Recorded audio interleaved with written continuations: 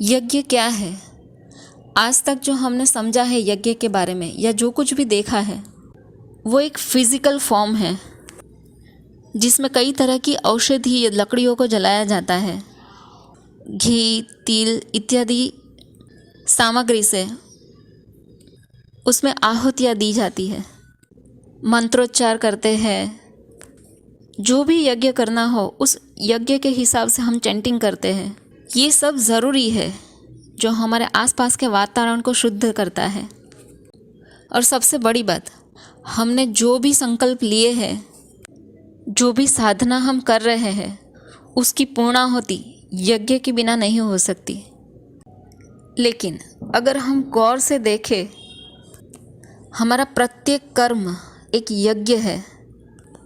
चाहे हम अच्छाई की तरफ जा रहे हो या बुराई की तरफ, लक्ष्य जो भी हो उसको पाने के लिए जो टाइम, जो एनर्जी, जो भी हम एफर्ट डाल रहे वो सब यज्ञ में दी हुई आहुति के समान है।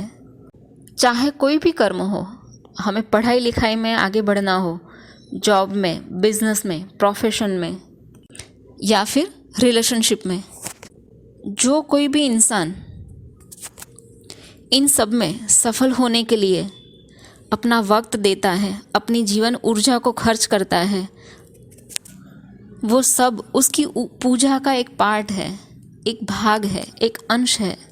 वो कर्म, वो लक्ष्य उसका यज्ञ है। और उसमें जो वो एफर्ट डाल रहा है टाइम के संदर्भ में या फिर एनर्जी के संदर्भ में, वो सब उसकी आहुतियाँ हैं जो वो उस लक्ष्य को, उस यज्ञ को पूरा होने के लिए बहुत बहुत बहुत ज़रूरी होता है। इसीलिए हिंदू शास्त्र में कर्म का बहुत ही बड़ा महत्व है, जो मोक्ष यानी मुक्ति के द्वार तक खोल सकता है। वैसे मोक्ष का अर्थ भी बहुत ही गहरा है, उसके लिए मैं ज़रूर से एक वीडियो बनाऊंगी। जो भी मेरी समझ में आ रहा है, जो मैं समझ रही हूँ, वो सब आपके साथ शेयर करूँगी। इसलिए मेरा मानना है कि हम जो भी कर्म करें वो पूरे दिल से करें, जैसे कि एक पूजा कर रहे हैं, जैसे कि हम वो कर्म ईश्वर को अर्पण करने के लिए कर रहे हैं, तो वो अपने आप कर्म पूजा ही बन जाएगा, वो यज्ञ है। और कहते हैं ना, ईश्वर हमारे अंदर ही बसा हुआ है।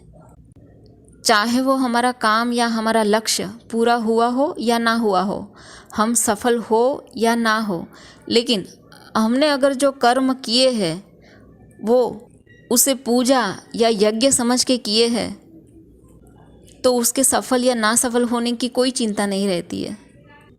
यानी फल की चिंता अपने आप मिट जाती है। इस चिंता का मिटना भी मुक्तिदाता है, वो भी एक मुक्ति है। हम मोक्ष के द्वार के बहुत ही नज़दीक है। तो दोस्तों, अंत में या समरी में बस इतना ही कि जो भी हम बाह्य यज्ञ कर रहे हैं, लकड़ियों से, सामग्री से, अग्नि को प्रज्वलित करके, वो जिस तरह से हमारे आसपास के वातावरण को शुद्ध करता है, हमें अच्छी और पॉजिटिव एनर्जी देता है, बिल्कुल उसी तरह हम लक्ष्य को पाने के लिए जो भी कर्म कर रहे हैं, जो भी टाइम और एनर्जी की आहुति दे रहे हैं, जो भी लक्ष्य को पूरा करने के लिए हम हमारे मन में उसकी आग जलाए रखते हैं, एक बर्निंग डिज़ायर होती है, वो सब कुछ हमारे जीवन को, हमारे जीवन के अनुभवों को शुद्ध करता है, हमारे जीवन को महकाता है। और वो महक हमारे जीवन में जो भी रिश्ते हैं उनमें भी जाती है, उनमें भी फैलती है। तो हमेशा सिर्फ इतना याद रखना कि जो भी लक्ष्य चुनो, जो भी यज्ञ चुनो, वो सबके बेटरमेंट के लिए हो, जिसमें अपना तो भला हो, साथ में दूसरे किसी का भी भला हो। सिर्फ स्वार्थ नहीं, थोड़ा सा परमार्थ भी ऐड कर दे, तो फिर ये सामान्य यज्ञ भी महायज्ञ हो जाएगा।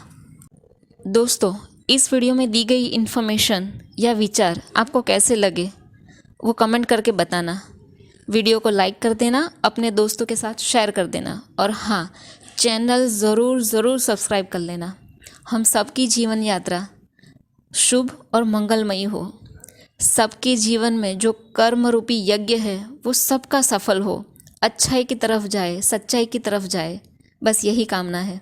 धन्यवाद।